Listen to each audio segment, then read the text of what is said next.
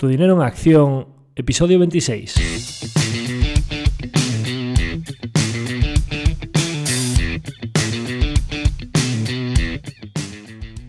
Hola, soy Javier Acción, asesor financiero independiente autorizado y registrado en la Comisión Nacional del Mercado de Valores con el número 149 y asesor del fondo de inversión Acción Global. Te doy la bienvenida a Tu dinero en acción, tu podcast de inversión, donde hablaremos de manera sencilla y cercana de conceptos, métodos y alternativas para rentabilizar tus ahorros. Si te planteas sacarle partido a tus ahorros o quieres descubrir qué opciones te interesan más, te invito a quedarte para aprender sobre finanzas con un lenguaje directo y sin tecnicismos. Si tienes alguna pregunta, duda o sugerencia, puedes contactar con nosotros utilizando las distintas vías que encontrarás en nuestra página web www.accioninversiones.com.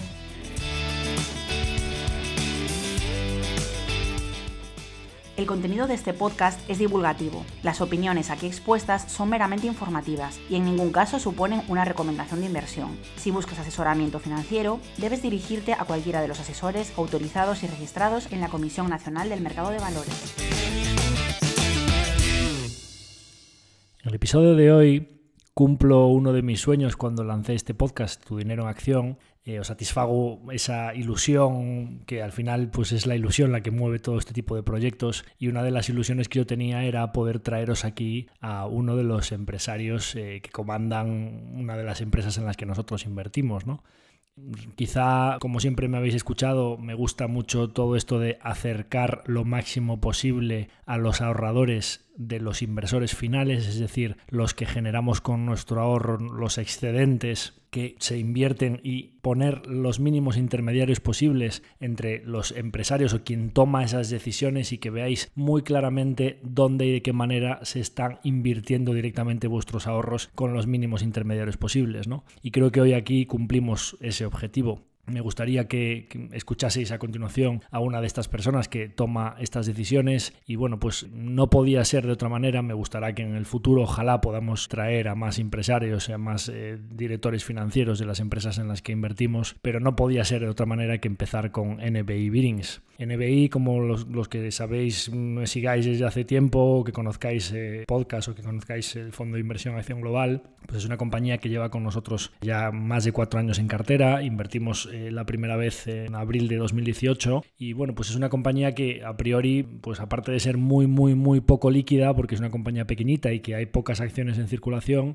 pues yo me he tenido que pelear bastante pues con la gestora, con el regulador, etcétera, para poder tener un porcentaje pues que ha variado nuestra exposición al fondo, pero vamos a decir pues que dependiendo del momento entre el 5 y el 7% de la cartera de manera permanente desde los primeros años del fondo, ¿no? Y diréis, ¿y por qué esto de empeñarse en una compañía? Pues que ahora nos contará nuestro invitado de hoy, pero pues industrial, con fábricas, con máquinas intensivas en activos, cuando tú siempre pues has dicho que todo esto de invertir en compañías ligeras de activos, con márgenes muy elevados, componente tecnológico, viento de cola y demás, y que bueno, pues esta empresa a priori pues podría parecer que algunos de esos requisitos pues que no los cumple, ¿no? Bueno, pues es una compañía, para que veáis el porqué de esa inversión. Bueno, pues nosotros invertimos en ella en abril de 2018, en torno a 2,20 euros por acción, ya habiendo transcurrido por el medio pues una ralentización muy fuerte que hubo en sector industrial, automoción, etcétera, a finales de 2018, principios de 2019, la gran caída o cierre de la economía total del COVID de marzo de 2020 y meses posteriores, y más recientemente lo que está pasando con guerra de Ucrania, inflación, subidas desproporcionadas de materias primas y demás, pues que se nos está componiendo el capital por encima del 25% anualizado, ¿no? Y todo esto un momento en el que lleva pues ya casi prácticamente un año plana o cayendo, corrigiendo la última subida que había tenido, en la que pues le suele pasar lo mismo. Estas compañías poco líquidas pues tienen periodos de revalorización muy fuerte y después se pasan un montón de tiempo regulando, y que suele suceder lo mismo. Hay momentos que viene la subida muy fuerte y que se ponen caras o exigentes, y después la compañía sigue avanzando en sus procesos y sigue mejorando sus resultados, y la compañía está completamente olvidada, y en estos momentos en los que posiblemente nos encontremos ahora, como que se se está abaratando cada vez más y cada vez veo más cercano que puedan sacar, ahora nos lo contará directamente él, pero podremos sacar algunas novedades o mejoras de su negocio en los próximos meses o en los próximos años que puedan implicar que incluso al precio actual y componiéndonos al precio actual a más del 25% compuesto desde que invertimos, pues probablemente ahora esté barata o cada vez esté más cercano otro próximo ciclo de esos de revalorización que suelen tener estas compañías. Y en estas compañías tan ilíquidas, cuando llegue hay que estar ahí. Y diréis, ¿y cómo puede ser que una compañía de este tipo, con ciclos intermedios, subidas de materias primas, un poquito de deuda intensiva en capital, fábricas, etcétera, pues esté componiendo esta tasa? Pues lo que llevo explicando en el podcast, y por eso me parece tan bueno el capítulo de hoy para despedir la temporada y el invitado de hoy para que nos lo cuente de primera mano: ejecución, ejecución y ejecución. Cada céntimo cuenta, cada pequeña gestión cuenta, cada proveedor, cada negociación, cada pequeña subida de precios, cada cliente extra que se consiga, cada ahorro en el tipo de interés de una financiación, que el equipo directivo esté motivado, que los empleados sean los mejores posibles, todo cuenta. Y incluso en los sectores que a priori pueden parecer menos atractivos, la ejecución puede llevar a obtener nichos y en segmentos de valor añadido más elevado que la media del sector en el que se encuentren, puede llevar a obtener o a existir inversiones que pueden llegar a ser muy rentables para los inversores, ¿no? Y en este caso, pues una compañía pequeñita que podemos conocer muy bien del norte de España, del País Vasco, etcétera, etcétera, pues para nuestro fondo es una inversión de bandera, de largo plazo y que esperamos cosas muy positivas, ya no solo de lo que nos está rindiendo estos últimos años, sino esperamos cosas muy positivas también para los próximos años. Creo que lo mejor es que nos lo cuente él de primera mano, todos esos proyectos y todo lo que ha sucedido estos años y lo que tienen por delante. Así que sin más preámbulos, os presento a Roberto Martínez, fundador y consejero delegado de NBI Bearings. Bienvenido a Tu Dinero en Acción. Muchas gracias, Javi. Encantado de volver a escucharte. Ya tenía ganas y, como sabes, bueno, pues uno de los objetivos del podcast, ya cuando lo empezamos, hice la presentación, era conseguir traer a empresarios, fundadores, consejeros delegados o directores financieros de compañías en las que invertimos en el fondo para poder acercar mucho a los ahorradores con su trabajo diario y su esfuerzo van consiguiendo esos excedentes que invierten en el fondo, acercarlos lo máximo posible a los empresarios que con vuestro trabajo invertís esos recursos en hacerlos generar más en vuestras empresas. Y claro, no podría ser de otra manera que vosotros fueseis la primera entrevista que hacemos en el podcast y que además va a ser lo que es la despedida de la temporada de Tu Dinero en Acción, ¿no? Como el último capítulo en el que nos estamos despidiendo. Así que nada, darte muchísimas gracias por estar aquí hoy con nosotros. Creo que va a ser muy interesante la entrevista que tenemos preparada hoy para todos los oyentes y eso, agradecerte en mi nombre y en nombre de todos los partícipes de Acción Global y oyentes del podcast que puedas estar aquí con nosotros. Pues lo mismo que te he dicho antes, ¿no? Reiterarte las gracias y bueno, tenemos una relación ya de muchos años, ¿no? Y creo que has sido de los primeros que ha confiado en la compañía y por lo tanto, pues bueno, pues agradecerte como siempre la oportunidad que nos das de explicarnos y difundir nuestra empresa. Sabes que no somos participar en demasiados eventos y demás, y entonces, bueno, pues este tipo de cosas pues nos viene muy bien, ¿no? Pues para que nos conozcan un poco más de cerca y nos pongan cara, ojos y sepan de primera mano lo que pensamos o dejamos de pensar, o que hacemos bien, o que hacemos mal. Entonces, bueno, hasta ahora las oportunidades que hemos tenido de conversar pues nos han proporcionado mucha difusión y bueno, pues aquí estamos para lo que te haga falta, como siempre, claro. Pues nada, yo creo que es lo mejor que podemos hacer es ir cuanto antes a la chicha de la entrevista y si quieres, bueno, yo ya acabo de hacer una introducción de vuestra compañía desde la visión del inversor y un poco mi visión. Si quieres, antes de empezar yo aquí a discreción con todas las preguntas que tengo preparadas, si quieres hacernos una pequeña introducción de lo que tú consideras que cualquier oyente que no conozca NBI Bearings y que no nos haya oído hablar nunca todavía de la compañía, que nos haya oído hablar a vosotros, de lo que tú crees que es lo básico que tienen que saber para entender vuestra compañía y conoceros. Bueno, pues en NBI somos un grupo industrial, tenemos diferentes tecnologías y tenemos 4 unidades de negocio, estamos alrededor de 350 personas. Yo creo que somos una empresa de nicho, somos una empresa muy enfocada al delivery. Creo que somos una buena inversión para cualquier potencial inversor. Creo que tenemos 6 características que creo que son muy interesantes. Yo creo que somos una empresa absolutamente transparente. Tenemos una credibilidad y confiabilidad pues, basada en todo el track record que hemos ido acumulando. Tenemos una alineación de intereses, yo creo que muy relevante, ¿no? Entre la propiedad y la gestión. Tenemos un grupo de accionistas de primerísimo nivel que también de alguna forma prestigian, ¿no? La propia compañía. Tenemos un plan muy ambicioso de crecimiento. Vamos a publicar en breve el siguiente plan. Y por último, a nivel de la propia inversión, si analizamos el TAC de la inversión desde la salida a bolsa, pues estamos por encima del 20%, ¿no? Con lo cual yo creo que esas 6 características creo que hacen que NBI es una empresa muy interesante, ¿no? Yo creo que somos una empresa muy enfocada a márgenes, muy enfocada a efectividad, muy enfocada a eficiencia. Bueno, yo creo que esas son las principales características, ¿no? Muy empresarios de suelo, ¿no? De suelo y de pico y pala, ¿no? Yo creo que es una característica que nos define, ¿no? Mucho pico pala y pasito a pasito, ¿no? Muy bien, creo que lo has definido a la perfección, o por lo menos defines un poco la idea que tengo yo de la compañía, ¿no?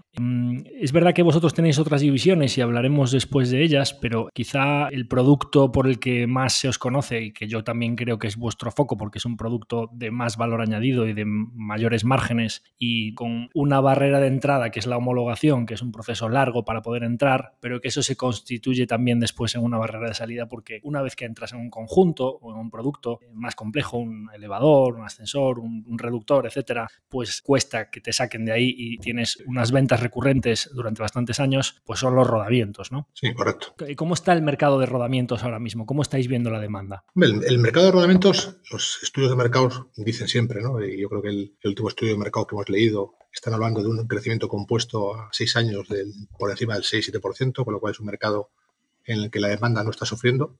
Inclusive durante la guerra que tenemos ahora, incluso la pandemia, pues yo creo que se comportó de forma bastante sólida, ¿no? Y el año ha empezado con una demanda, vamos a decir, muy fuerte, con una fortaleza importante. Veremos ahora, ¿no? Yo creo que al final, pues nadie tiene una bola de cristal que sepa, ¿no? En esta guerra de Ucrania a dónde va a derivar, ¿no? Quien tenga esa bola de cristal que me avise, por favor, porque estamos un poco perdidos con ello, ¿no?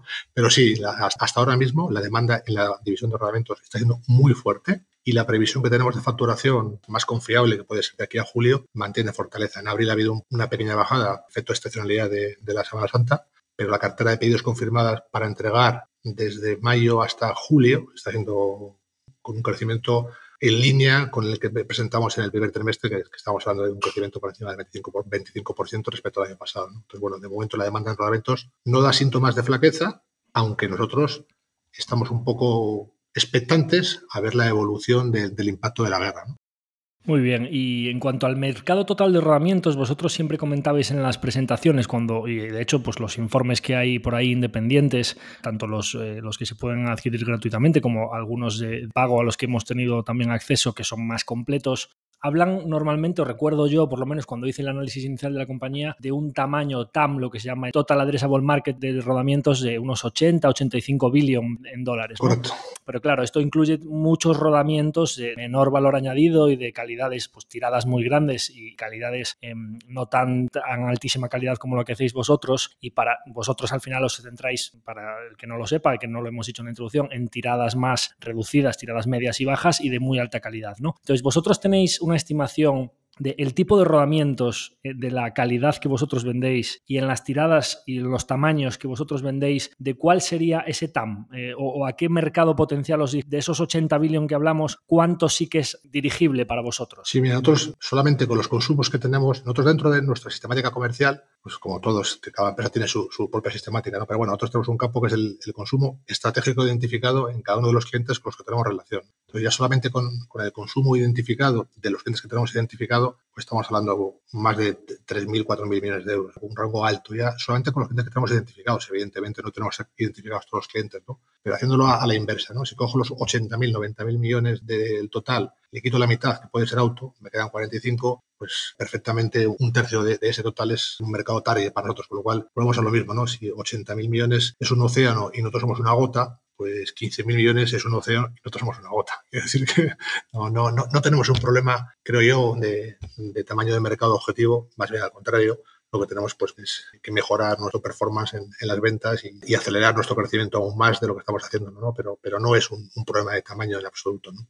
Muy bien, la verdad es que para una empresa pues que creo que luego hablaremos un poco de las cuentas, pero facturar en torno a 50 y pico millones este año, parece que tenéis mercado potencial dirigible para bastantes años de crecimiento. En la situación en la que estamos, creo que es ineludible una pregunta referente a la inflación y bueno, pues como la mayoría de los oyentes, por supuesto hay a muchos que les interesa vuestra compañía, pero yo creo que esta pregunta interesa al público en general, o sea, por supuesto por NBI, pero en general la gente está muy preocupada por el entorno inflacionista. Esta misma semana salió el dato de inflación de Estados Unidos por encima del 8%.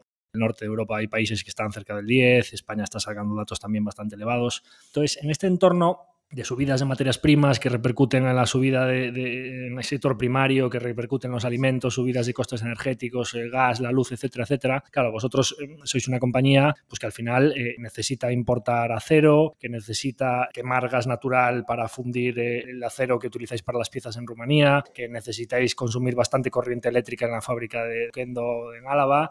¿Cómo estáis viendo esta situación de presión en materias primas y cómo lo estáis gestionando? Hombre, pues en principio compleja, ¿no? La primera palabra que me viene a la mente es compleja, ¿no? Yo os puedo dar un dato que es voy a dar más, ¿no? Pero primero un dato. Rumanía, que bueno, es una empresa que tenemos fundición, inyección de aluminio y mecanizado. El incremento de coste del valor añadido medio ponderado durante el ejercicio anterior fue un 38%. El de la materia prima incluso superior al 40%. Es decir, estamos hablando de un incremento de mi coste total de producto fabricado de un 40%. Ese es un dato. Rodamientos, que es la división estrella, como bien decías antes, ¿no? En rodamiento, el incremento en la materia prima, el costo del acero, fue de un 30%. Bueno, son subidas realmente impactantes, ¿no? Y la gestión de esa subida o ese incremento de costos, el traslado a los clientes, pues no resulta sencillo, ¿no? Os podéis imaginar irte a un cliente y decirle, pues mira, me han subido los costes el 50%. A usted le corresponde, de toda esta, le corresponde a usted que me va a tener que pagar un 40% más. Wow. Su primera respuesta es, te has vuelto loco, ¿no?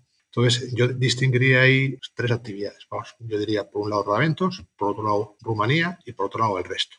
En rodamientos, empezamos los deberes el año pasado, ya en septiembre. Yo creo que una ventaja que sí tuvimos fue el anticiparnos un poco a lo que estaba viendo, ¿no? Entonces, nosotros en septiembre ya empezamos con discusiones muy fuertes con muchos clientes, de forma individualizada y muy razonada, para ir preparando el terreno, ¿no? Entonces, bueno, pues fueron, en el mundo del rodamiento hicimos una primera subida, la hicimos el año pasado. Hemos seguido estrategias diferentes en rodamientos y en Rumanía, ¿eh? En rodamientos hicimos una primera subida el año pasado y a lo largo del primer trimestre, pues bueno, hemos vuelto a tener que repercutir. Ha sido complicado, pero al final, joder, lo otro es lo que hablamos con los clientes. Esto es lo que es. Esto es lo que es. Y me pasa a mí y le pasa a todo el mundo. Podemos mirar para otro lado, podemos apretar al más débil, pero yo si no te suministro rodamientos, tú tampoco vas a poder hacer máquinas. Entonces, nos tenemos que sentar y entender, ¿no?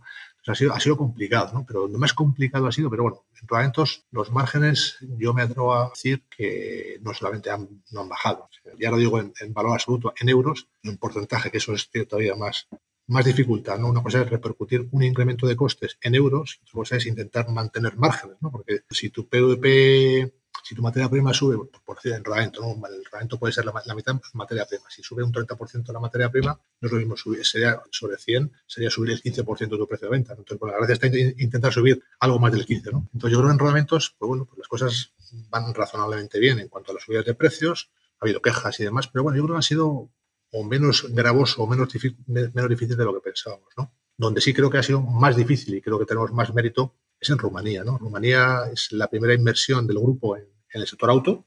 El sector auto, como sabemos, hay contratos más leoninos donde se recogen muchas cláusulas, con lo cual te encuentras con un contrato que tú no has firmado, pues, que te encuentras un montón de cláusulas, bueno, leoninas, abusivas, bueno, hay una serie de cosas que me parecen alucinantes, ¿no? Para mí, yo nunca había firmado estos contratos, evidentemente. Entonces te encuentras ante una dificultad de decir, bueno, ¿y ahora cómo afronto con un contrato en vigor una repercusión de incremento de valor añadido? Porque afortunadamente el precio del aluminio lo tenemos indexado en los precios de venta con renovaciones trimestrales, ¿no? Entonces el precio del aluminio estaba fuera de la discusión, estaba en la discusión cómo repercutir ese 38% de media del valor añadido. El valor añadido en una pieza de aluminio sobre €1 son 2 tercios. Entonces sobre 2 tercios ha subido un 38%.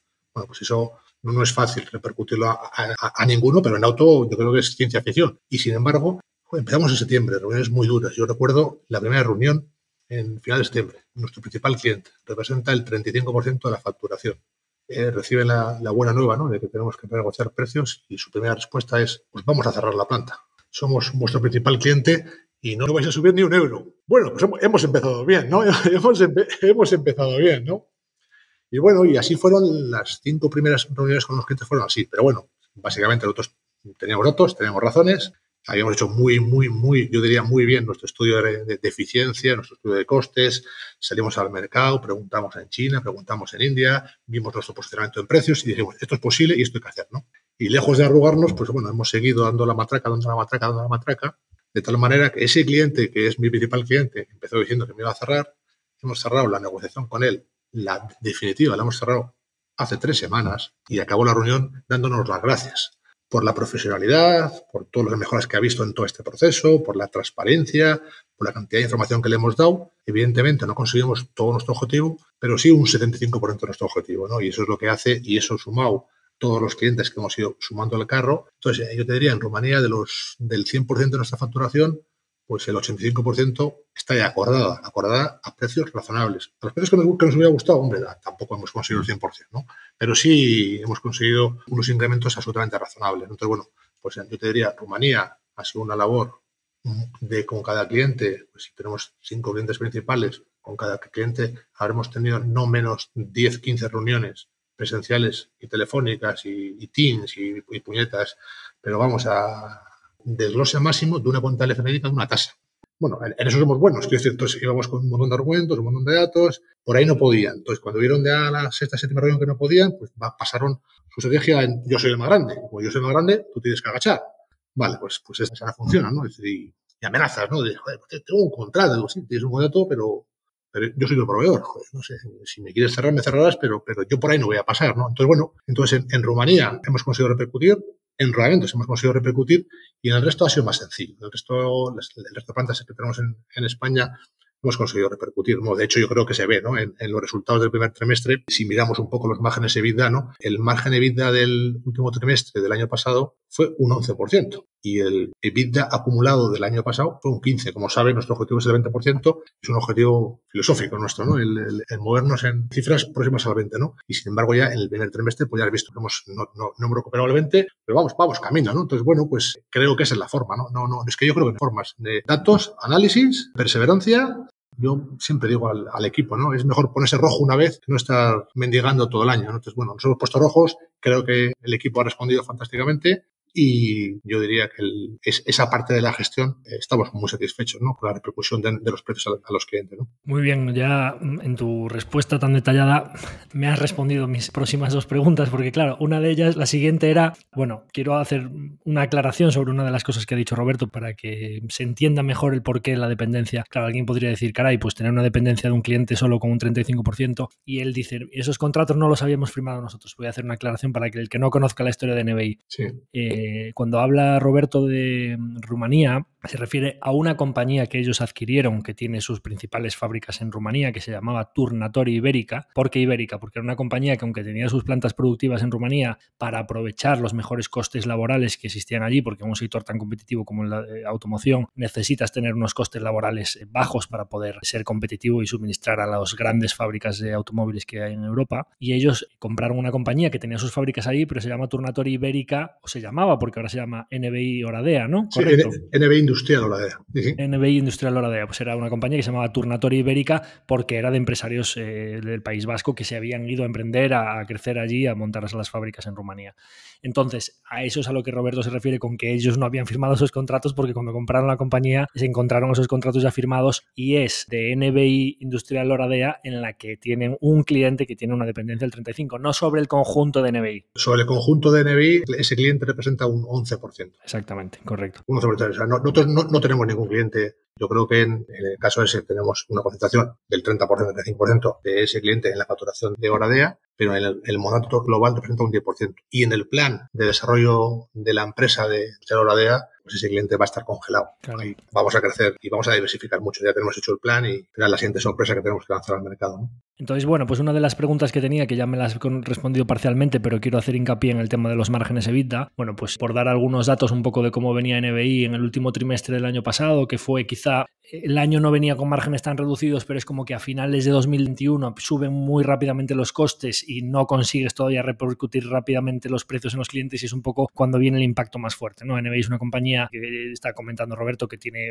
objetivos de tener márgenes EBITDA por encima del 20%, pero que es que los llegó a tener del 23 o 54% en algunos momentos, ¿no? Entonces ellos presentan a finales de 2021 un trimestre con unas ventas de 12 millones, 11 millones y medio más o menos, con unos márgenes EBITDA del 11 cuando venían del 17, 18 en trimestres anteriores, ¿no? Es como es el impacto fuerte. El mercado yo creo que entendió perfectamente que eso era normal cuando consumes gas, electricidad y acero, pues que será el impacto, pero llega la sorpresa cuando en un solo trimestre presentáis, que creo yo que estacionalmente, porque alguien podría decir, no, pero es que el cuarto trimestre y el primero secuencial, no hablamos año a año, sino justo termina el año 2021 y justo los 3 meses siguientes, el primer trimestre de 2022, son trimestres estacionalmente bastante comparables. Entonces decimos, no, 13 millones en ventas y 17% de margen EBITDA, que son 6 puntos más de margen EBITDA. Pues efectivamente ya me está respondiendo a la parte de subidas de precios, pero habéis hecho más cosas, hay más. ¿Cómo habéis conseguido esto? Sí, claro.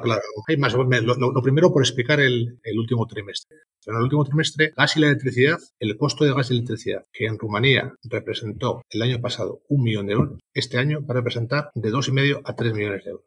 Esa subida gorda, la mayor parte de la subida gorda se produjo en el último trimestre. Bueno, el último trimestre del año pasado estuvo absolutamente penalizado por un incremento de pico. Ahí pegó un salto brutal, ahí se duplicó el precio, ¿no? Entonces, de repente te encuentras con esas subidas, tú tienes precios trimestrales, no tienes margen de reacción. Os lo he dicho antes, yo creo que la ventaja que hemos hecho en cuanto a la subida de precios ha sido el anticiparnos, el hacer un estudio súper exhaustivo de los incrementos de costes, muy razonados, y empezar en septiembre. Los clientes nos han reconocido. Vosotros habéis sido los primeros que habéis venido con estas subidas y ahora te lo agradecen porque vosotros os habéis tenido capacidad de anticipar, ¿no? Yo creo que es una parte, nos hemos anticipado. Pero bajo mi punto de vista, si estudiamos una empresa, pues yo creo que para mejorar márgenes, en teoría, encuentras 4 puntos, ¿no? Tengo que vender más, tengo que conseguir repercutir mis costes a mis clientes, es decir, tengo que vender más caro, tengo que conseguir ser más eficiente en la fabricación y tengo que reducir la estructura, ¿no? Yo diría que esas 4 pilares serían los que derivan en una eficiencia real de la compañía. Entonces, nosotros hemos trabajado en los 4. Hemos trabajado en incremento de precios, que hemos hecho mucho hincapié en el comienzo de la entrevista, pero hemos trabajado muchísimo en buscar nuevos clientes para atraer nuevas ventas. Evidentemente, el factor dilución de gastos indirectos y estructura sobre más ventas, como tú has dicho antes, si hemos subido las ventas, es por algo, ¿no? Porque hemos hecho mucha actividad. Entonces digo, hemos subido las ventas. Hemos reducido muchísimo la estructura, muchísimo. Hemos metido un ajuste importante. Pues bueno, pues porque había que hacerlo. Si os fijáis un poco en nuestra historia, siempre que hemos adquirido una compañía, nos ha pasado lo mismo. Hay un periodo, 2 años, donde nuestros EBITDAs bajan, porque has comprado una nueva compañía que tiene una estructura y hasta ahora tardamos 2 años y medio en integrarla de forma eficiente a la forma de trabajar y a recuperar los EBITDAs. Entonces, bueno, pues hemos acelerado muchísimo la reestructuración de personal y de estructura, con lo cual hemos abordado el tercer punto. Y el cuarto punto sería el de la eficiencia productiva, ¿no? La eficiencia productiva son, no sé, medidas tales como tengo una línea y si pongo un volcacestones y un robot, en vez de tener 4 operarios por turno para hacer una operación, pues tengo 2 operarios por turno. Tengo 2 operarios por turno y me he quitado a 3 turnos, tengo 6 trabajadores, he mejorado la eficiencia. Entonces, te diría que ese número es el resultado de 4 actividades. Análisis exhaustivo y anticipándonos al mercado en la subida de precios, nueva actividad comercial trayendo nuevos clientes, mejora de la eficiencia productiva y reducción de estructura. Entonces, el conjunto de esas 4 es la que te hace la eficiencia. Y eso a veces nos olvidamos, ¿no? A veces ponemos el foco en una, no, hay que poner el foco en las 4, ¿no? Entonces, la suma de esas 4 son las que han hecho ese salto tan importante que hemos hecho en EBITDA, ¿no? Esa era la parte que me faltaba, el plan de eficiencia, ¿no? Que es decir, oye, hay que subir precios, pero si puedo ahorrar también costes, pues hay que tener la estructura lo más delgadita posible. Eso me gusta mucho, está muy bien. Sí, si en otros te hagas una idea, la estructura, pues, no sé, habiendo prescindido como hemos prescindido de algunos sueldos elevados de la empresa en la que hayamos comprado, porque además de todo esto está en cómo hacer un equipo directivo sólido. Tú nos conoces, somos bastante obsesivos, ¿no? con nuestra forma de gestionar, ¿no? Entonces hemos montado ahora una cosa que es muy interesante, que estamos muy contentos, es un plan de desarrollo directivo. Hemos incorporado bastante gente joven y hemos expatriado 3 personas a Rumanía y otros 2 a tiempo parcial. Es decir, tenemos 5 personas expatriadas. Pero es que esas 5 personas, el costo de esas 5 personas es el mismo costo que una de las personas que hemos quitado. Y como esa te podría contar muchísimas medidas, ¿no? Entonces estamos trabajando muchísimo en el desarrollo del plan del equipo directivo. Es una de las mejoras que yo creo que va a ser más relevante. Al final, somos una empresa pequeña, somos una empresa de bolsillo, pero no dejamos de tener presencia en la India, en Rumanía, en Brasil, en España. No dejamos de tener tecnologías diferentes, con lo cual tampoco es sencillo la gestión, ¿no? Entonces, bueno, el reforzar nuestro equipo de gestión y hacerlo con gente joven, con ilusión y que empuje, pues yo creo que es otra de las cosas que va a repercutir, ¿no? En que el grupo tire más adelante, ¿no? Ahora que me hablas de la gente expatriada a Rumanía, si no me equivoco, una de las personas fue un chico que hizo una tesis fin de carrera sobre NBI y que, bueno, o sea, es una maravilla de las cosas que pasan en el mundo. ¿De acuerdo? Rubén Martínez se llama, ¿no? Pues mira, Rubén fue un caso curioso, ¿no? Tenemos en info, en el email general de inversionistas, un email muy amable de un estudiante, también ha hecho una tesis de inversión sobre nuestra compañía, el trabajo fin de carrera y tal. Bueno, yo lo leí y la verdad es que me quedé alucinado. Digo, estaba muy bien.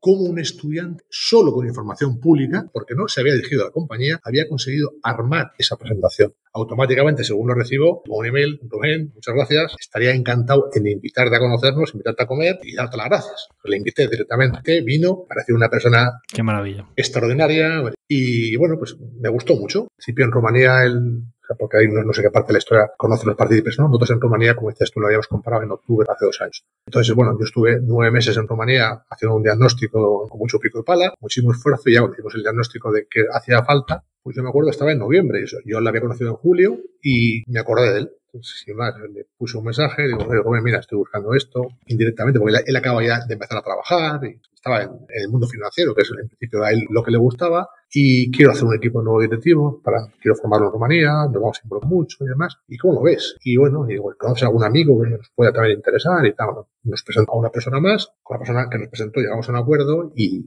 la verdad es que Rubén dijo, pues hombre, yo, pues joder, pues como no sé mucho inglés, no me voy a atrever. Venga, arrea, cógete un avión y vente para aquí, ¿no? Entonces, este es el controller actual de Rumanía y le auguro un grandísimo futuro dentro. Qué maravilla. Qué historia más bonita. La verdad es que cuando lo vi en Twitter y él comentó que empezaba a trabajar en el grupo, yo ya le mandé mi enhorabuena y yo ya le había dicho que la tesis fin de carrera, bueno, claro, lógicamente pues al haber estudiado la compañía y tal, pues cuando lees un informe y dices, aquí hay control de lo que está pasando, aquí hay trabajo, pues sí. Qué maravilla, ¿ves? Eso es un ánimo muy fuerte para la gente joven que está terminando la carrera, que hay gente que me escribe de vez en cuando, oye, el mundo financiero, oye, tal, y es que mi respuesta es siempre la misma, es pico y pala, pico y pala, pico y pala, y salen cosas porque al final los que de vez en cuando demandamos mano de obra, o sea, ayuda, o sea, que nos echen una mano, joder, ¿de quién vas a tirar? ¿Del que ves que está currando, del que ves que es afín a tu forma de pensar, el que lo ves que lo tienes ahí, que estás llamando a la puerta una y otra vez? Claro. Sí, no, y luego pues algo importante para nuestra empresa.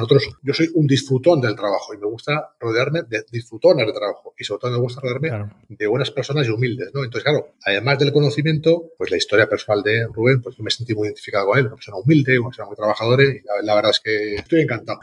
Muy bien, entonces mira, por terminar con la parte de Rumanía, me consta por los informes que habéis hecho un plan de CAPEX allí, que habéis estado invirtiendo dinero en ampliar la capacidad con un nuevo pabellón, nuevas máquinas. Cuéntame un poco sobre la facturación que tenía Turnatory cuando vosotros lo adquiristeis. ¿Qué supone este plan de CAPEX y a dónde puede llegar esta compañía a medio plazo? Pues mira, el primer dato, 16 millones de euros de facturación era lo que tenía la empresa. La empresa tenía un pabellón de 6.000 metros cuadrados y tenía 13 líneas. A día de hoy, yo creo que en un plazo máximo, vamos a poner a agosto, ¿vale? Para agosto, de 13 líneas, vamos a pasar a 22 líneas. El pabellón lo hemos separado la parte de fundición y la parte de mecanizado y hemos movido mecanizado. La parte de mecanizado tenemos un plan de duplicar la parte de mecanizado. Y luego, nuestro objetivo con la compañía es convertirlo en un hub industrial. Hemos identificado tecnologías complementarias necesarias, hemos discutido con los clientes, hay mucho interés con este planteamiento que les hemos realizado y hay un plan de CAPEX muy importante en los próximos 3-4 años en la compañía. Como podemos estar hablando de 3-4 millones de euros cada año, los 2 primeros. Y bueno, el monto del total, pues igual estamos hablando de 12 millones de euros. ¿Y a dónde puede llegar la compañía? Pues la compañía de 16 millones de euros, con este incremento de capacidad, lo vamos a poner, luego ya veremos si somos capaces de venderlas todas o no, ¿no? Claro, una cosa es producir, otra cosa es venderlo, claro. Eso es. Pero lo vamos a vender en una capacidad productiva de 40 millones de euros. Esa sería la capacidad productiva a la que vamos a ir ahora. Teniendo en cuenta que con 16 millones... Voy a hacer una pequeña nota al pie aquí para cuando hablemos de todo esto de las adquisiciones y de la reinversión orgánica, sí. Para hacer una pequeña nota al pie, que la empresa no nos lo va a decir directamente, pero vamos a ver, de 16 a 40 estamos hablando de 24 millones. ¿Qué márgenes hace Turnatory, más o menos? Bueno, Turnatory Ibérica el año pasado fue un año muy duro. Yo también tengo curiosidad de acabar este año y tener un año completo y ver en qué margen somos capaces de ponerla, pero nuestro objetivo ya sabes cuál es, con lo cual debería estar entre el 15 y el 20, ¿no? Nada, 20 y pico millones de aumento de ventas con márgenes del 20 son 5 millones y estamos hablando de un plan de CAPEX de 3 o 4 millones de euros cada año que pueden producir un incremento de EBITDA de unos 4 o 5 millones de euros a medio plazo, para que veamos un poco el retorno sobre el capital también de la reinversión orgánica de algo que adquieres y que admite aumento de capacidad, ¿no? Que es muy interesante este retorno. Sí, no, y luego nosotros para hacer este plan de CAPEX no es que sea un plan de CAPEX esto, no hemos hecho muchas reuniones con los clientes, hemos estudiado qué clientes de los que tenemos queremos que sean nuestro foco de desarrollo, hemos estudiado los competidores de esos clientes, hemos visitado a todos ellos, hemos visto la tecnología complementaria que haría que pudiéramos suministrar un paquete, no una pieza mecanizada, sino una pieza mecanizada con otra tecnología incluidas en otras partes. Bueno, yo creo que es el resultado pues, de un estudio elaborado muy bien por una de las personas que yo me he llevado de España, que me la he llevado a Rumanía, que también también tiene una historia curiosa detrás, ¿no? Este es Yoncay, este es el director de negocio en estos momentos de la parte industrial. Yoncay se incorporó con nosotros de becario hace ya, yo creo que unos 14, 15 años. Estuvo con nosotros 6 años trabajando, pues se fue a Gestamp, y luego le llamamos para que volviera y volvió encantado, ¿no? Entonces, bueno, pues es un poco el perfil que estamos buscando siempre el desarrollo, ¿no? En gente joven, con ganas y ambición, y él ha sido el que está liderando esa parte del CAPES y de definir la estrategia de Rumanía, ¿no? Y mira, otra de las partes importantes, después de hablar de materias primas y de gas, etcétera, los fletes, ¿no? Una de las partes que le preocupa mucho al mercado de inflación, se habla que por supuesto hay una parte que es por aumento de demanda, se habla que hay una parte que por supuesto pues es por los costes energéticos, pero hay una parte de la inflación, yo tengo una teoría cuando hablo un poco todo esto y me preguntan de los tipos de interés que va a ser la que va a hacer la Reserva Federal, etcétera, y bueno, pues ellos están dando unas previsiones de inflación a dentro de un año que son mucho más bajas de lo que está viendo ahora mismo, ¿no? Y bueno, yo tengo una teoría personal, que no sé si será cierta o no, lo veremos con el paso del tiempo, de que por supuesto la parte de energía pues dependerá un poco de toda la situación con Rusia, del CAPEX en los pozos petrolíferos que llevaba mucho tiempo sin invertirse y que lógicamente pues eso va a llevar tiempo, los planes de CAPEX en el sector de energía son de 2-3 años y eso llevará tiempo, pero sí que hay una parte de la inflación que correspondía a problemas de cadena de suministro que tuvimos a relación de la rotura de esa cadena y de la rotura de inventarios que produjo la pandemia, y que eso parece que empieza a comentarse en muchas compañías con las que voy hablando, que está en proceso de solución y que están viendo mejoras muy importantes, y eso podría ser que uno de los trozos de la inflación, a lo mejor hablamos del 8%, pues a lo mejor de un 2 o de un 3%, que pudiese solventarse rápido. Entonces me gustaría contar con vuestra opinión, que vosotros al final tenéis bastantes fletes desde China, desde el socio preferencial que tenéis allí para la importación. ¿Qué estáis viendo en cadena de suministro? ¿Mejoras? ¿Cómo veis el año? Etcétera, etcétera.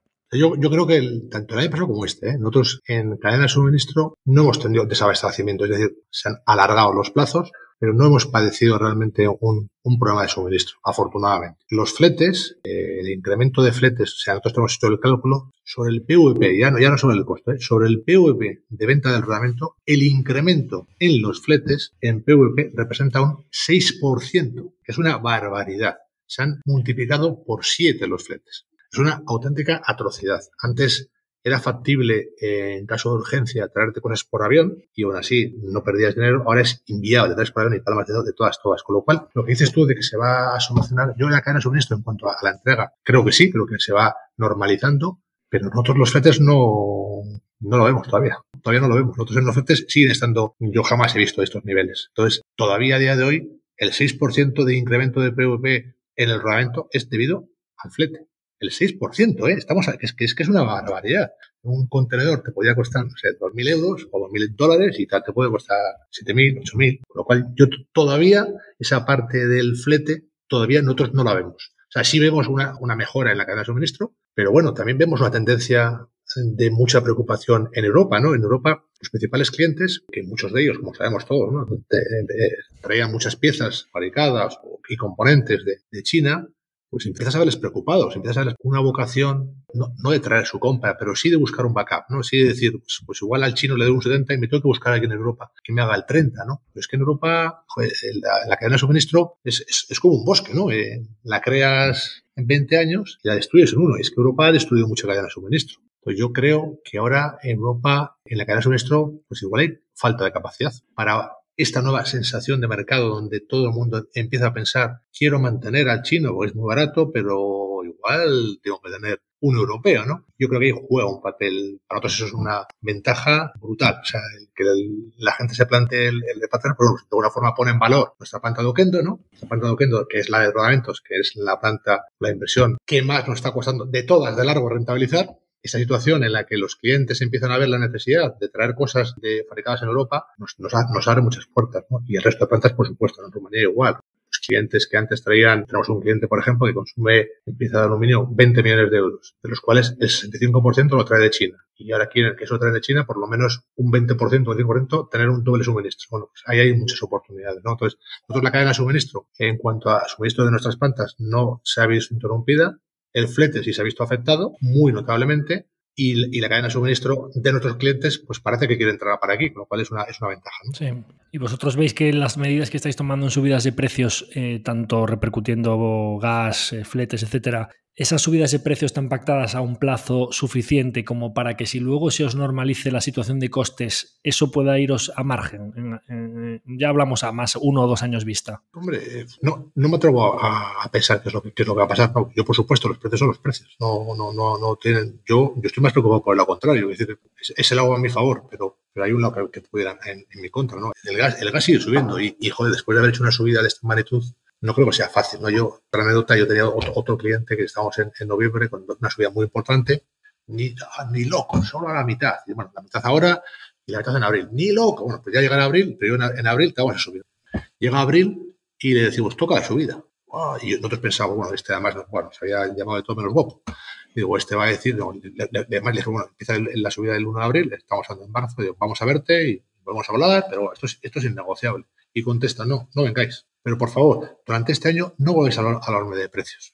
La gente está ya cansada de esto. Entonces, el haber conseguido subir los precios, como el gas y la electricidad sigan subiendo, no creo que sea fácil volver a subir los precios. Igual que si bajan, pues yo diría que muchos va a quedar en margen. Quiero decir que no. El margen se consolida. Es decir, otra vez que luego no tengas que ajustar un 3%, bueno, pero seguro que no es en la misma proporción. Es decir, parte de la subida se va a consolidar seguro. Pero va en el otro sentido de que después de una subida... Eso es a mí personalmente, la otra va a mi favor. Después de una subida, lo que venga de ahora en adelante, no te lo comes. Bueno, me lo como no. Yo intentaré repercutirlo, pero no me veo, así como antes me veía con la confianza de... No va a ser tan fácil. Ahora ya, ostras, si le he subido a un cliente un 35% un precio, ostras, no creo yo que ahora sea tan fácil volver a subir, ¿no? Pero bueno, veremos a ver. O sea, yo creo que el gas y la electricidad a nivel de Unión Europea algo habrá que hacer, ¿no? No sé lo que pasará, no tengo una bola de cristal. Algo tienen que... Parece que están en proceso, aquí ya han sacado un par de historias, pero bueno, que las cuentas públicas estar subvencionando, sí.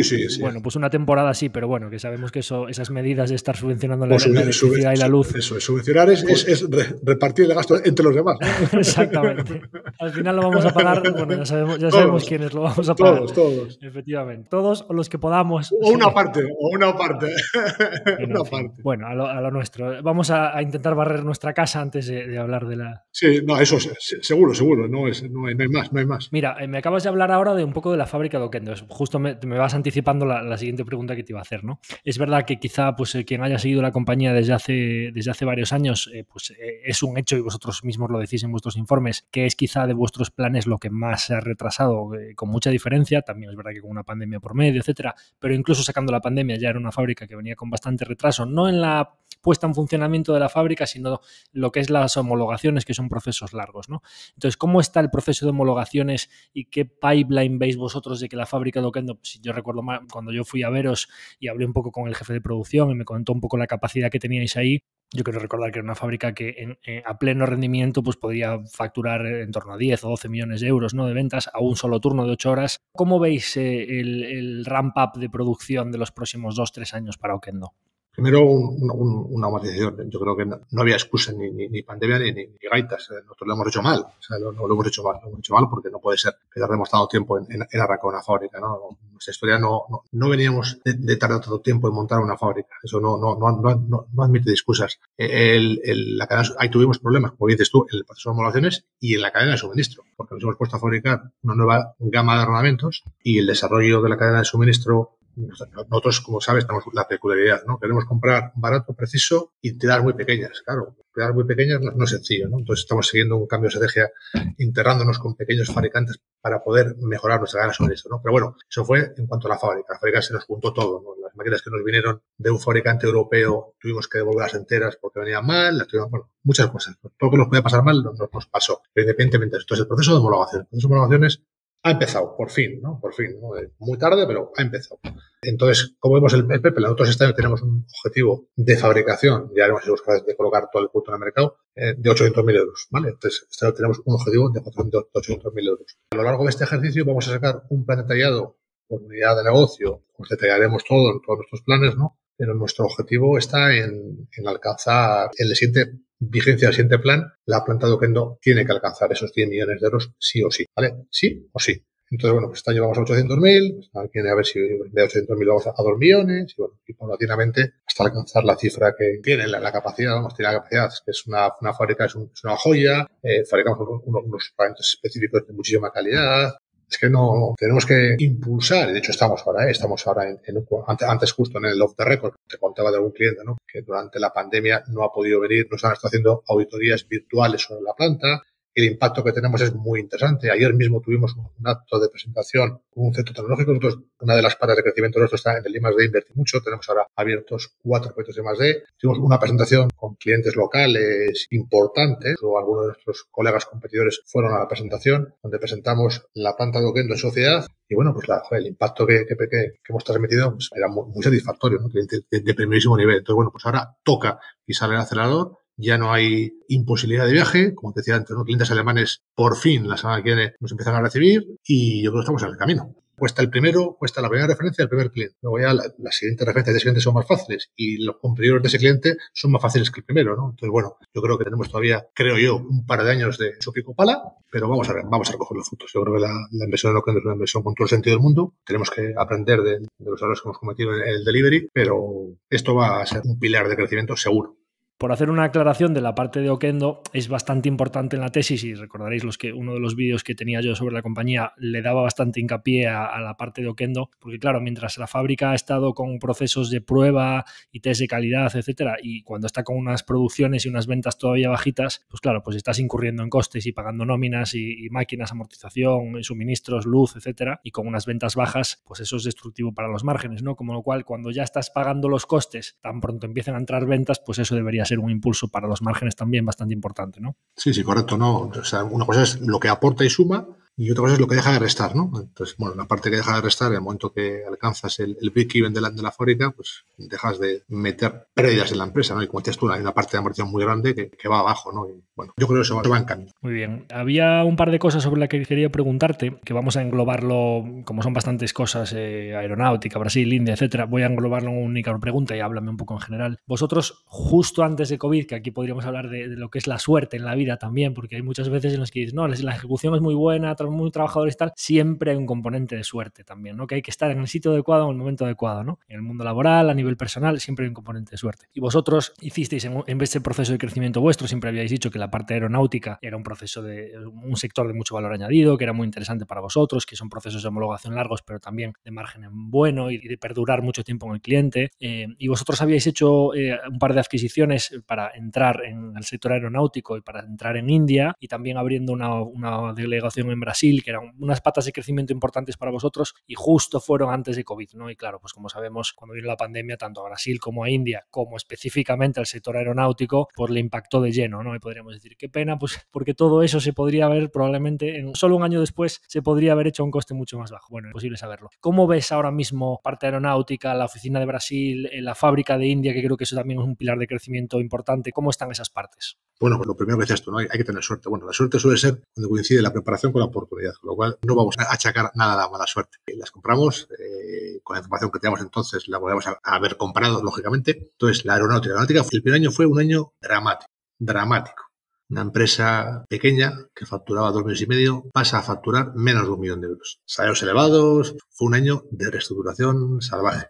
Al principio, pues habíamos comprado una parte, el socio permanecía de director general. Pues, cuando tienes una empresa que tienes que empezar a tomar medidas, no fue fácil. Pero sin embargo, el director general, Juan Galindo, se incorporó muy bien y ha sabido entender la filosofía del grupo y se dedicó a cooperar en la reestructuración, y conjunto con Javier Raya, que es pilar fundamental de la compañía, pues consiguieron entre ambos reestructurar la compañía a nivel de gastos y a nivel de personal, y ese fue el trabajo del primer año, ¿no? Entonces, este año que estamos ya, bueno, el año pasado ya acabamos con EBITDA neutro, y este año vamos a acabar con EBITDA bastante positivo y sobre todo con un cambio muy importante, ¿no? Este es el primer año que vamos a tener en nuestra división de aeronáutica. Hacemos 2 cosas. Hacemos utillajes y hacemos, o queríamos hacer, pieza avionable, que son piezas seriadas. Entonces, el utillaje era donde venían y la pieza seriada es donde queríamos ir también, ¿no? Entonces, ya hemos empezado con la pieza seriada. Entonces, bueno, pues este año la facturación de Galindo pues, todavía va a ser muy pequeñita, pero se va por encima del 1,5 millones ya, con EBITDAs positivos y no muy lejos de que la última línea, porque también tiene una componente de amortización, de la última línea deje también de restar, ¿no? Entonces, bueno, nosotros la aeronáutica la vemos y la seguimos viendo como una oportunidad. Es un sector, como decías tú antes, que nos gusta, te obliga a estar en la última tecnología del I+D de materiales, que eso es achacable, en la mecanización, en calidad. Entonces, bueno, pues es algo que nos interesa mucho el seguir potenciando. Ya ha pasado, creemos, lo peor de la aeronáutica. Los contratos que tenemos con competidores y del sector están en la licitación, entrada masiva de pedidos. Entiendo que la inversión del PIB de Europa en defensa, ese 2%, pues también va a subir muchísimo el dinero público en el sector aeronáutico y también, por supuesto, en el de defensa, que están relacionados. Entonces, bueno, pues yo creo que en la parte aeronáutica lo vemos con cierto optimismo, ¿no? La parte india, sí, la parte india se vio afectado gravísimamente por la pandemia. La parte india, pues lo mismo. A día de hoy aporta negativo. Hemos tenido un viaje hace marzo estuvimos en la India, hemos retomado la situación normalizada con la planta y empezamos a hacer capes, ¿no? Ya hemos empezado a hacer capes, ¿no? La India la compramos, por contar un poco la historia, ¿no? La India tenemos un socio local, nosotros tenemos el 51%, el socio local tiene el 49%. El socio local tiene otro negocio relacionado con rodamentos, que es distribuidor de grandes marcas, es el mayor distribuidor de rodamentos de la India, lo cual es un socio, es un partner muy bueno, ¿no? Muy partner con conocimiento de mercado y con capacidad financiera. Compramos una planta que ellos la intentaron montar, no supieron arrancarla y hemos entrado ahí de socios. Una línea pequeñita, poca capacidad. Hemos comprado la segunda línea, está ya pasada el pedido, tardará un año en venir. En breve va la tercera línea y en breve va el terreno térmico, una planta nueva. Bueno, pues hay un CAPEX muy importante. Y lo mismo, pues la India, poniendo un poco en perspectiva, ¿no? El socio nuestro estratégico en China, ¿no? Que es Cronos. En el pasado fuimos socios incluso dentro de la compañía. Es una compañía que en un plazo de 10 años pues, ha alcanzado niveles de facturación muy interesantes, ¿no? Si somos capaces de replicar lo que hemos hecho en China, hacerlo en la India, que evidentemente ahora tenemos muchísimo más conocimiento y tenemos socios locales con muchísimo más conocimiento, pues la planta india, pues lo mismo, la planta india muy más se nos tiene que dar para que en 4 o 5 años no pase de los 10 millones, muy más se nos tiene que dar, ¿no? Entonces, bueno, 10 millones y con más perspectiva, ¿no? Entonces, bueno, pues la planta india también va a ser un pilar de crecimiento, que también, como tú has dicho antes, ¿no? Igual que la de aeronáutica nos ha restado, la India a día de hoy nos sigue restando.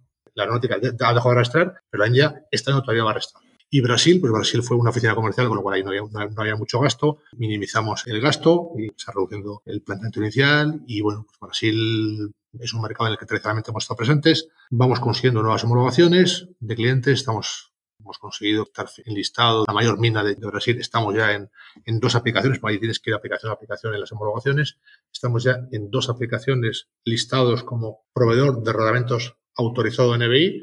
Y esos rodamentos, en concreto, de esas 2 aplicaciones, son fabricados en Oquendo, ¿no? Entonces, tenemos en la mayor minera del mundo, no es el mundo, pero casi del mundo, luego en Brasil es la más grande de largo, pues en 2 aplicaciones ya estamos homologados como marca autorizada de rodamiento. Porque en Brasil uno de los motivos de entrar allí es porque vosotros veíais que os compraban rodamientos y que luego los revendían o algo así, ¿no? Quiero recordar.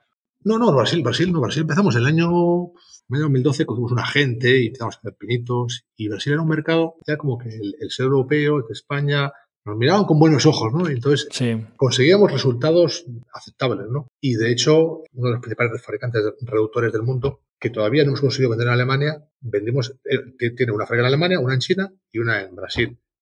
Y hemos conseguido estar homologados en la de Brasil y a través de esa planta de Brasil, estos suministran reductores para Wind, ¿no? A través de los reductores de Wind, de este fabricante alemán de reductores, pues hemos vendido a parques eólicos incluso de Gamesa, de General Electric, bueno, pues a través de ellos. Entonces, bueno, es un mercado agradecido, es un mercado en el que tenemos muchísimas expectativas y hemos ido congelando o retrasando la inversión porque era una inversión de coger más comerciales y tal, pero bueno, en Brasil estamos contentos. De hecho, en Brasil lo que hicimos, fíjate, en Brasil teníamos 3 personas, quitamos una, dejamos únicamente una y la otra la hemos traído a España. La otra la hemos puesto ahora de editor comercial en la división de rodamentos, hemos puesto a uno de los brasileños que teníamos, es decir, estamos contentos y con buenas expectativas también. Y en India, aparte de tener una capacidad productiva con unos costes laborales razonables, el propio mercado indio es interesante, ¿no? Sí.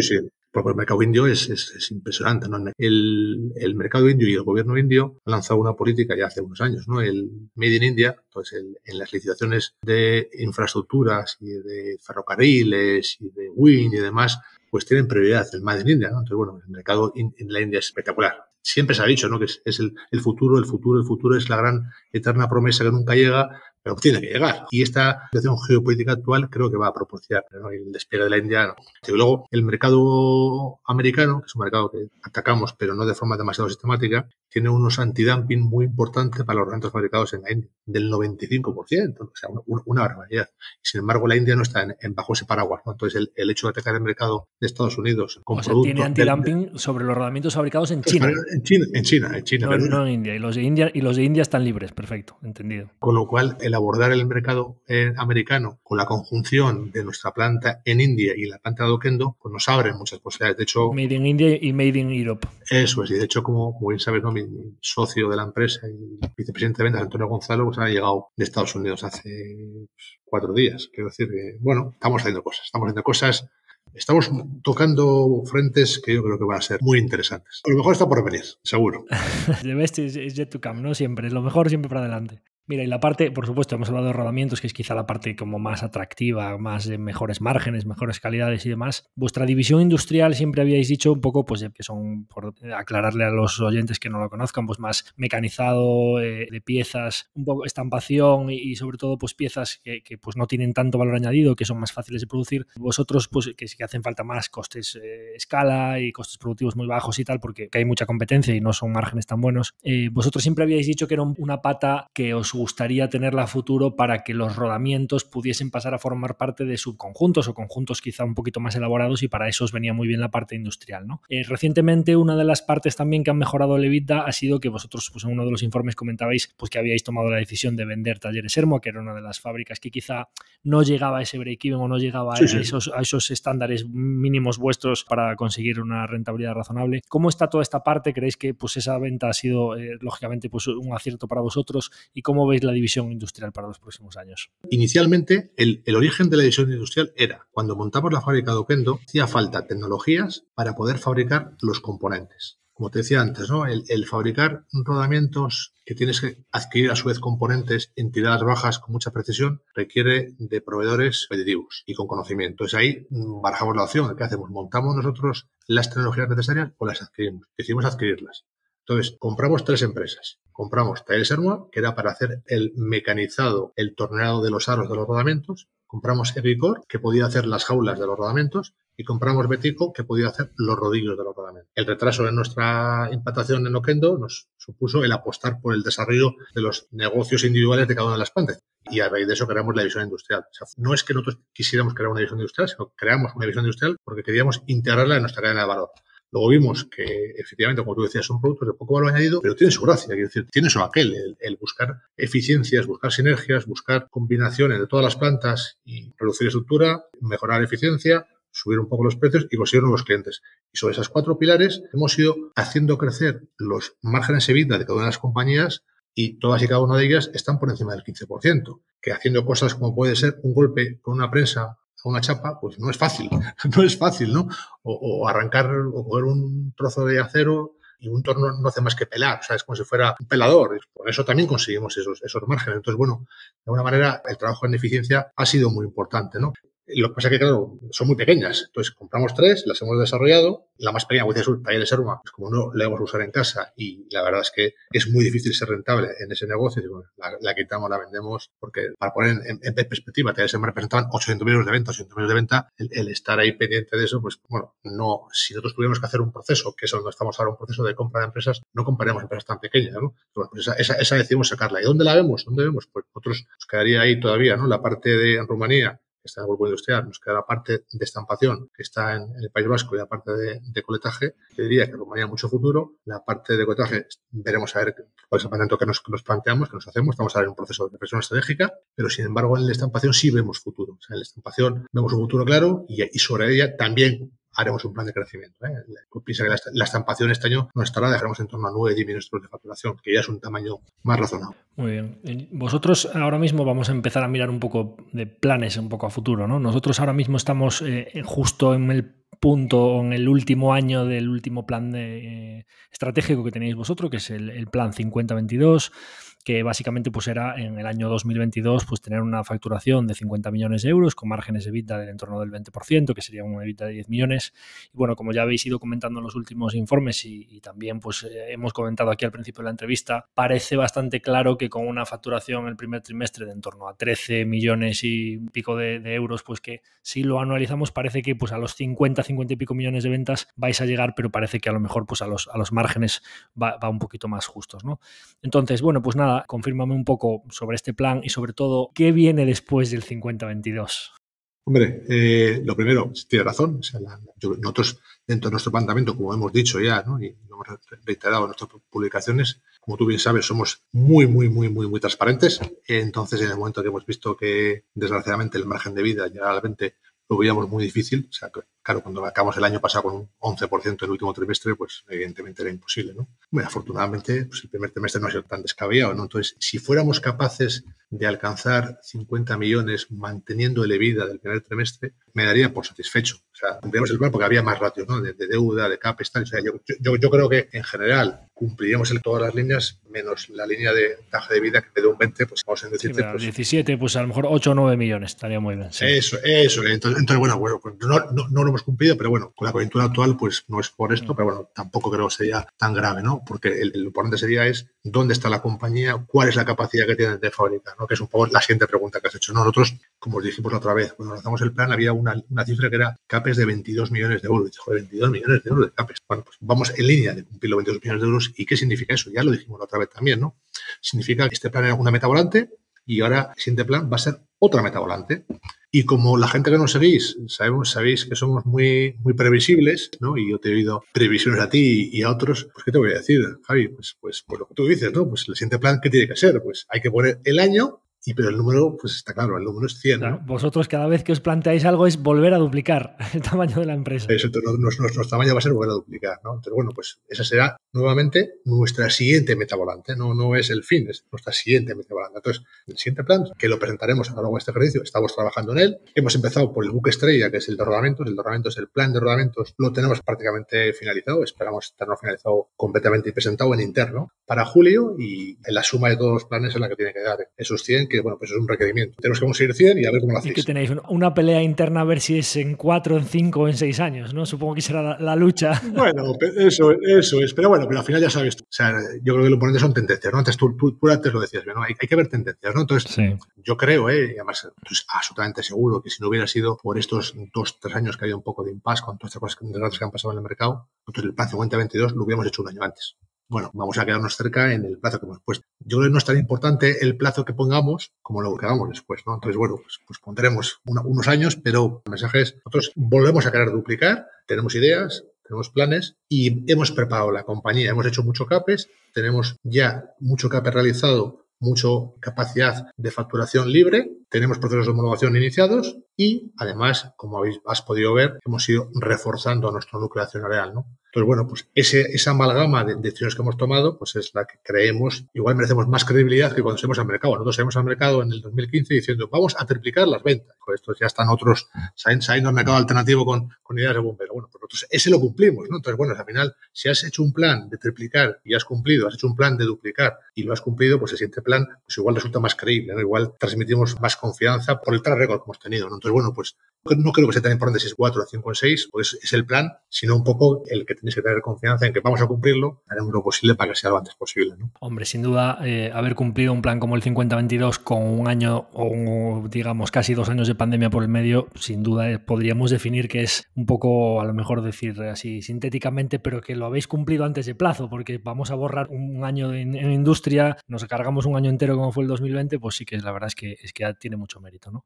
Entonces hablabas ahora un poco de lo que es los socios a largo plazo, ¿no? Y el músculo financiero, porque yo en el proceso de análisis, cuando he ido conociendo vuestra compañía, y lo comentaba el otro día en uno de los podcasts, cuando hablaba de vosotros, creo que fue en uno de los resultados trimestrales. Claro, cuando vemos el salto adelante que os ha dado a vosotros la adquisición de Turnatory y cuando vemos lo difícil que es poner en marcha una fábrica como Oquendo, que es, por poner así la disyuntiva, oye, CAPEX interno, por decir así, o sea, reinversión orgánica o adquisiciones inorgánicas. Y vemos un poco, lógicamente nadie está diciendo aquí que adquirir una compañía y ponerla bajo vuestros estándares, hacer planes de eficiencia y reducir estructura y tal sea fácil, pero sí que es verdad que podemos intuir que como mínimo los plazos se acortan. Y al mismo tiempo vemos que entran socios financieros con bastante capacidad y de largo plazo y que, bueno, pues pueden apoyar cualquier tipo de operación. Entonces, ¿va en esta línea de que posiblemente vosotros en vuestro próximo plan de duplicar podáis hacer alguna nueva operación relevante para la facturación de la compañía? Hombre, yo poner un poco en perspectiva. Nosotros dentro de la compañía hemos tenido ofertas de capital riesgo, pues yo creo que desde el año 2007 hemos tenido siempre mucha gente detrás ofreciéndonos dinero para hacer procesos de consolidación en el mercado. Es algo que siempre habíamos rechazado, pero más que por la idea en sí, porque queríamos ser dueños de nuestro futuro. Bueno, al final la historia ya la conoces, yo monté la empresa y para mí yo quería ser dueño de mi futuro y no estar en manos de un capital riesgo. Entonces, por eso decidimos no hacerlo. Como tú bien has dicho, no es fácil, ¿eh? O sea, comprar una empresa y poner eficiencia en una hoja Excel se hace de primera mano. Bueno, en una hoja Excel bajo 2 puntos el gasto de personal, 1 de explotación, sumo 3 puntos, ¡pum! 6 puntos más de vida. Y bueno, si fuera tan fácil... El Excel lo aguanta todo, ¿no? El Excel aguanta todo, ¿no? Entonces, partiendo de esa premisa de que no es fácil, comparto contigo que en esta segunda parte del plan os hemos demostrado al mercado más capacidad de integración que de desarrollo. Te compro, aunque para mí es malo porque me duele, porque yo creo que el desarrollo orgánico que habíamos hecho hasta ahora, habíamos sido capaces de hacer un delivery extraordinario. Entonces, en esta última parte del plan no hemos sido tan extraordinarios. Entonces, el nuevo plan, ¿a dónde tiene que ir? El nuevo plan va a ser una combinación de orgánico e inorgánico. Evidentemente, si hacemos una operación inorgánica, que haremos, seguro que hacemos operaciones inorgánicas, no van a ser operaciones inorgánicas de empresas de 1 millón de euros, seguro que no. El target está fijado y no está en esas cifras, tienen números, pero bueno, ya los comentaremos cuando sean públicos, ¿no? Sí va a haber operaciones inorgánicas y evidentemente, pero las habrá sin prisa. O sea, nosotros creo que la ventaja, el tener las ideas claras para nosotros es el valor de la acción, no queremos que vaya por delante del valor de la compañía. Entonces nosotros no participamos en eventos, un poco, todos sabemos lo que ha pasado en el BMW Group, ¿no? Pues muchos calentones. Nosotros no queremos eso, nosotros no queremos vernos obligados a tomar decisiones que no consideramos que sean apropiadas y no vamos a hacerlo, con lo cual, ¿tenemos vocación de hacer inorgánica? Sí, si los múltiplos son adecuados y sí, si aporta valor a la compañía. Si no aporta valor a la compañía y los múltiplos son excesivos, si ahora hacemos el mercado y tenemos compañías que nos piden mucho múltiplo elevado, diremos que no y muchas gracias. Y pospondremos. Nos ha costado mucho trabajo llegar hasta aquí como para precipitarnos. Entonces, ¿va a haber inorgánico? Sí, siempre y cuando sea con valor y en precio. Y los socios financieros, pues como bien intuyes y todo el mundo lo podéis entender, si hemos metido en nuestro accionariado a la familia Domínguez, propietarios de Mayoral, la familia Ibarra Carreaga de Onchena, con la atracción que tiene industrial, o más recientemente también al fundador y expresidente de SolarPack y expresidente de SolarPack, a José Galíndez, pues bueno, pues esos 3 músculos financieros que ya estaba de largo, Lola Solana, que se incorporó hace mucho tiempo, ¿no? Y somos una inversión muy estable para ella. Bueno, yo creo que tenemos ahora un músculo financiero que nos permitiría abordar cualquier tipo de operación con más holgura. Pero como tú también sabes, hemos hecho muchas operaciones y de momento no hemos hecho ni una dilución. Es decir, nosotros al accionista le damos cuidar, ¿no? Entonces, todo lo que podamos financiar y no nos lleve a ratios excesivos, como tú además, que sigues la compañía, sabes que el ratio de deuda está ahora en torno a 2,8 veces el EBITDA, pero la bruta está más alta porque tenemos mucha caja, ¿no? Sabes que tenemos un director financiero pues extraordinario y siempre va anticipado al mercado, ¿no? Con lo cual, pues tenemos un músculo financiero para abordar una compra de tamaño mediano, sin ayudas, sin ampliación capital, perfectamente. ¿Es una ampliación más grande? Pues habría que hacer la ampliación y para eso tenemos un núcleo accionarial detrás, ¿no? Entonces, sí entra dentro de nuestro plan la inorgánica, pero repito, sin locuras, pies en el suelo, aporta valor, múltiplo razonable, ¿no? Luego, más ahora tenemos la Junta y dentro de la Junta vamos a reforzar el Consejo de Administración, ¿no? Se va a incorporar al Consejo de Administración Nacho Artazcor. Nacho Artazcor fue CFO de Gamesa, CFO de CIE, con lo cual, bueno, pues vamos a reforzar también nuestra capacidad de gestión. Entonces, bueno, el gobierno corporativo también va a mejorar. Bueno, pues el hecho de meter a esta persona detrás nos va a ayudar también, ¿no? en ser todavía aún más profesionales y efectivamente darnos músculo, ¿no? Que ahora no lo necesitamos, vale, pero si surge una oportunidad, pues íbamos a por ella. Claro que sí. Pues, hombre, a ver, la disyuntiva, decimos que el orgánico, estábamos hablando ahí ahora de Oquendo concretamente, que es un poco mirar justo lo que ha ido con retraso, pero cuando hablábamos de reinversión orgánica en Rumanía, metiendo 3 o 4 millones, duplicar la facturación con márgenes del 20, pues creo que hay pocas adquisiciones fuera que puedan obtener ese retorno sobre el capital, ¿no? Pero claramente, bueno, pues cuando tú tienes financiación, como tenéis vosotros, a tipos fijos institucionales del 1 o 2% y puedes desplegar ese capital, pues me lo invento, a 6 veces EBITDA y con unos orgánicos que le pongas encima, pues es que a lo mejor haces retornos entre el 15 y el 20 y te cuesta la deuda el 1 o el 2. O sea, quiere decir que eso es una bola de nieve, pero de manual, ¿no? Pero sí que es verdad que manteniendo el balance saneado, porque hay que tener en cuenta el riesgo, ¿no? Entonces, en cuanto al tema del riesgo, vosotros, una de las partes que quizá nosotros, bueno, los que somos accionistas de largo plazo, quizá nos importa un poco menos todo esto de la liquidez, porque, bueno, pues es como, yo veo un poco la inversión que tenemos en vuestra compañía como si yo hubiese ido a una notaría a firmar una escritura contigo y digo, digo la cotización, pues que si me da igual, o sea, sí quiere decir que no se mueven acciones en el mercado, pero ¿qué más me da? O sea, pero sí que es verdad que ya me consta cuando le he mandado la compañía a otros colegas de profesión que tienen fondos y demás, joder, miraros NBI, que está súper interesante lo que están haciendo y tal, y para los próximos años no podemos invertir ahí porque tienen muy poca liquidez y demás, y sé que hay fondos que les gustaría mucho ser accionistas de la compañía y que no pueden por la falta de liquidez que hay, ¿no? Entonces, en este proceso de nuevos socios, de posibles adquisiciones y demás, ¿vosotros consideráis que en alguna de esas operaciones podría darse las circunstancias de que generando valor con la adquisición neta, vamos a decir, generando valor por acción, es decir, oye, pues podemos emitir unas cuantas acciones, pero que la adquisición en neto con el nuevo número de acciones sea acretiva, ¿no? Es decir, que esté generando valor y que de paso mejoraseis la liquidez de la compañía? Porque claro, la liquidez de la compañía básicamente puede mejorar. Se mueven 3.000 acciones al día, me lo invento. Oye, aumenta mucho la capitalización de la empresa para que esas 3.000 acciones sea más dinero, o este señor con el que estamos hablando, Roberto Martínez, y su socio Antonio, venden acciones, que tampoco, pues, no creo que le guste a nadie que vendan muchas, o hay que ampliar capital. Entonces, en ese proceso de aumentar liquidez, ¿cómo lo veis de cara a futuro para que la compañía pueda llegar a ser más líquida? El primer punto, liquidez. Todo lo que ha estado dentro, que ha querido salir, ha salido. Es decir, que algo que debe preocupar a alguien es entrar en un sitio en el que pueda salir. Entonces, todas las acciones que hemos tenido que han querido salir, porque, como dices tú, hay normativas que tienen que cumplir, se ha casado la operación muy rápido. Es decir, a día de hoy sigue habiendo más demanda que oferta. De hecho, ese problema que dices tú de la liquidez, pues sí, pues hombre, evidentemente Onchena también lo ve, Galindo también lo ve, Domínguez también lo ve, y tiene inversiones en empresas mucho más líquidas y, sin embargo, han entrado, ¿no? Entonces, el problema de la liquidez es cierto, existe. Somos una empresa pequeña, somos lo que somos. Bueno, salimos con 12 millones de valoración pre-money, estamos ahora en torno a los 60, 65 millones de valoración. Ya veremos dónde caemos, seguimos siendo muy pequeños, ¿no?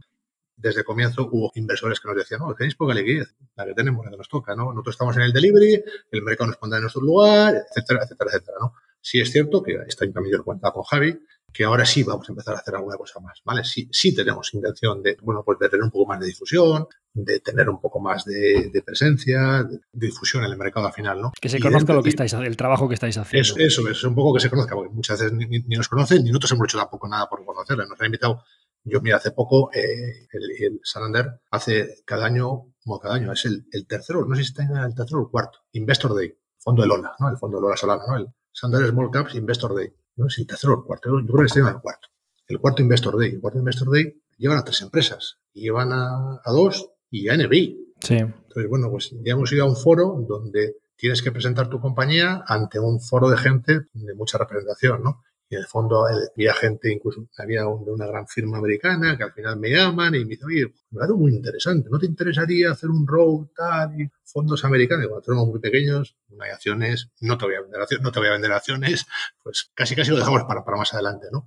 Pero entonces lo que te quiero decir es, hay más demanda de gente que quiere entrar de la que nosotros estamos dispuestos a poner. Nos ha costado esfuerzo el hecho de, bueno, quiero tener a José Galíndez, pues yo José Galíndez cuando lo conocí dijo, yo a este persona la quiero tener cerca mía porque es una fuente de inspiración brutal, ¿no? Entonces, bueno, pues tienes que hacer el esfuerzo de vender de tus acciones, ¿no? No estaba en nuestra vocación. Entonces, bueno, sí tenemos que dar más difusión, pero respondiendo a tu pregunta en concreto, sí estamos abiertos en un momento dado a hacer una ampliación buscando más difusión y más liquidez. Insisto, como tú bien has dicho, siempre y cuando eso aporte valor al accionista. Entonces, esa es la premisa, ¿no? Dentro de esa premisa, en la medida que hemos adquirido un nivel de facturación y demos el siguiente paso, pues eso sería lo normal, ¿no? El buscar una base accionarial también más minorista. Bueno, nosotros los minoristas hemos intentado que no entren. No es que hemos hecho poco, es que hemos intentado casi que no entren, ¿no? Entonces, bueno, pues ahora sí que una labor más de difusión y probablemente, en la medida que lo requiera, o sea, no está en nuestro pipeline de hacerlo ahora, pero sí, no es descartable. Muy bien. También es verdad que hablamos de la liquidez, de la parte mala, que cuando se mueven poquitas acciones cada día, los volúmenes son bajos, pues eso es una parte mala para el que quiera entrar, sí. Pero vamos a dar la vuelta a la moneda. Con la corrección que ha tenido el mercado recientemente, que a cualquier compañía, sea grande o pequeña, le han pegado pues un 20, un 30, 40% o un 70, 80, muchas tecnológicas, NBI no se ha movido prácticamente. O sea, es decir, lleva desde principios de año en 5,50, no se mueven las acciones porque no hay vendedores. O sea, es decir, los que estamos ahí no nos movemos, es verdad que no hay para comprar, pero es que nadie vende tampoco. No, pero bueno, pero hago un matiz ahí. Recientemente ha habido uno que ha visto obligado a vender. O sea, se lo han ventilado. Quiere decir que ha levantado la mano uno que quiere vender y dice, espera. Tengo cola.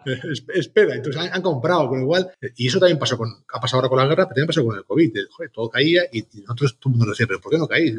Pues porque tenemos accionistas. Hay demanda latente. Sí. Que están en el largo plazo, ¿no? Y sobre todo yo creo que habéis entendido, ¿no? Que esto es una inversión, como tú dices, es como que has ido a un banco y has firmado. Pues sí, pues es algo parecido. Es decir, para nosotros eres nuestro socio. Nuestro socio, pues bueno, sabes lo que hay, mientras vayamos cumpliendo nuestro delivery, tú sabes según tu modelo, cómo tener el suyo, da su punto de entrada y su punto de salida, y dices, bueno, esto de momento, bueno, van cumpliendo, ¿no? Van cumpliendo, y como te decía antes, si tú haces el tag yo lo dije el otro día, nos da por encima del 20% de los 7 años que estamos en bolsa, por 7 años una inversión por encima del 20%, pues tampoco está fácil. Está muy bien, está muy bien. Está claro que para conseguir las acciones, es verdad que a nosotros, para el fondo, nosotros tenemos un 1,2% de la compañía, una cosa así. Nos había costado conseguirlas y las últimas que tuve que conseguir para algún cliente, cada vez es más grande el favor que tienes que pedir para que alguien te las venda. Entonces ya dentro de un año, al siguiente le voy a decir, ya no cabe el favor, ya no tengo tanto crédito para pedir favores. Pero bueno, sí, efectivamente hay más compradores que vendedores. Sí.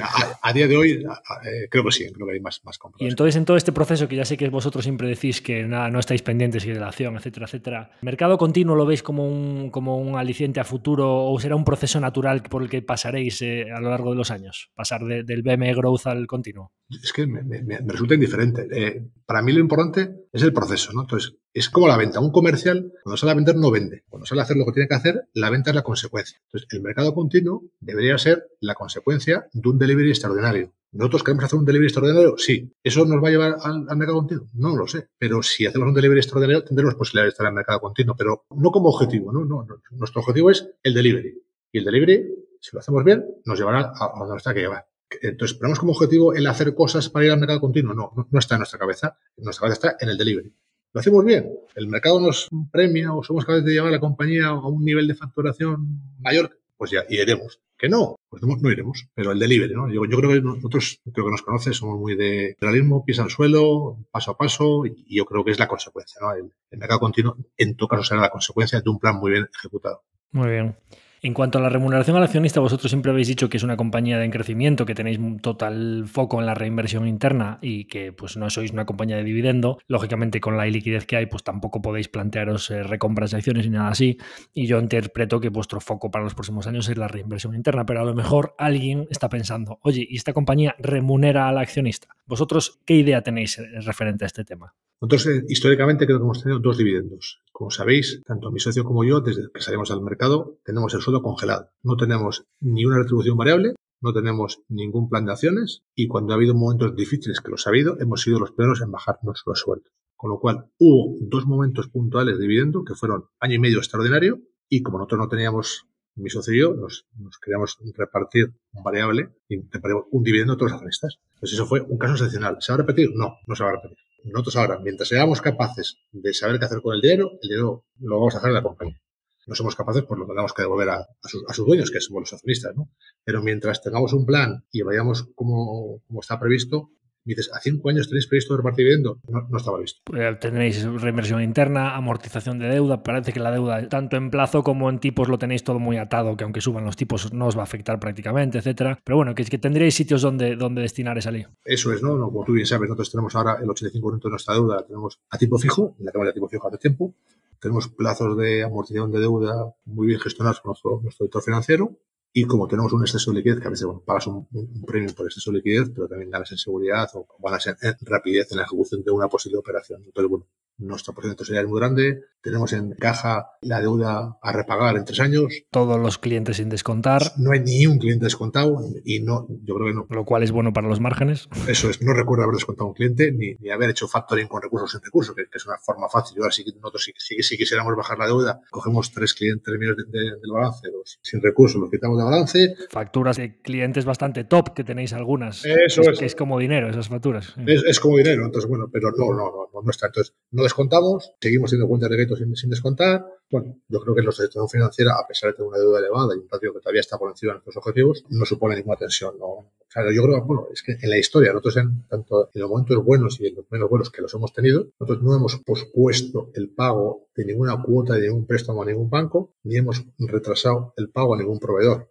Con lo cual, a nivel financiero, creo que es una de nuestras virtudes, ¿no? La gestión financiera de la empresa es muy buena. Sin duda. Y bueno, pues hemos hablado del plan 50-22, del próximo plan, ya veremos si a 4, 5 o 6 años, cuando decidáis hacerlo. Pero es verdad que yo siempre a mis partícipes, cuando hablo de los planes esos que hago yo de a 5 años y tal, y una de las cartas contaba, joder, pues que esto es una maratón, ¿no? Esto es como una carrera de fondo y pues oye, una carrera de 30 o 40 años, la verdad es que 5 años, pues es cuando estás empezando a sudar, ¿no? Es como los primeros 5 kilómetros. Entonces vosotros es verdad que ya no estáis en los primeros 5 kilómetros, sino que ya lleváis unos cuantos añitos más, pero en vez de preguntarte por 5 años, como no, a mí me gusta siempre transmitir a los partícipes que realmente hay que ser inversores de verdadero largo plazo, no te voy a preguntar por 5 años, sino te voy a preguntar por esos sueños tuyos o esas ilusiones, ¿no? Que al final es lo que mueve el mundo, los sueños de la gente y la ilusión. ¿Dónde te gustaría ver a ti la compañía mirando a plazos mucho más largos? ¿Dónde crees que NBI puede llegar a 10, a 15, a 20 años vista?